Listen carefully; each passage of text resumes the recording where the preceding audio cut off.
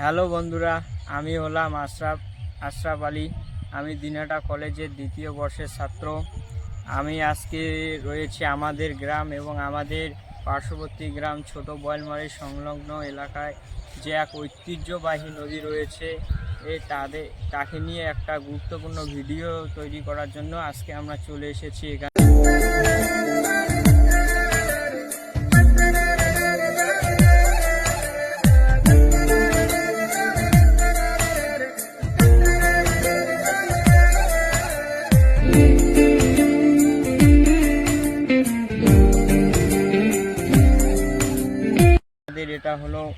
এটা হলো আমাদের রথবাড়িঘাট সেতু সংলগ্ন যে নদীটি রয়েছে সেই নদীটি।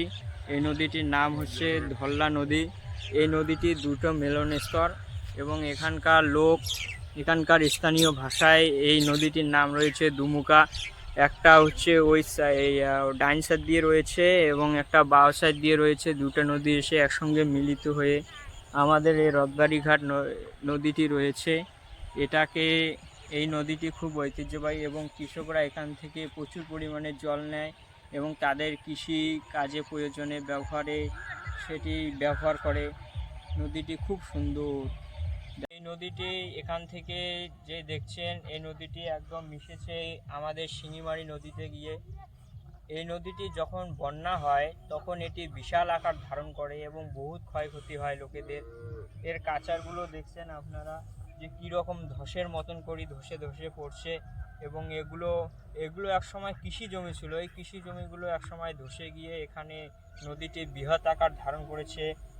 নদীটির জলগুলো খুব পরিষ্কার। নদীতে অনেক হাঁস রয়েছে।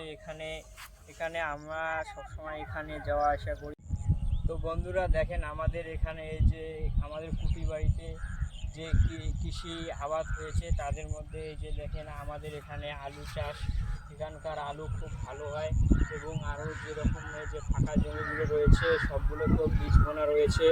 কোনো জায়গায় আলু, কোনো জায়গায় ভুট্টা, আরও ইত্যাদি বীজ বোনানো রয়েছে।